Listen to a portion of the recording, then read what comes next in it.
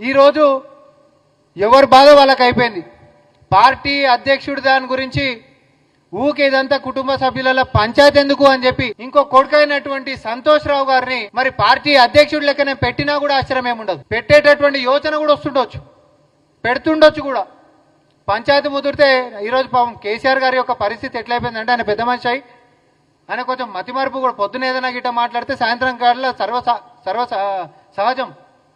ఏదైనా మర్చిపోతుంటాం, వయసు మీద పడ్డప్పుడు మర్చిపోతుంటాం.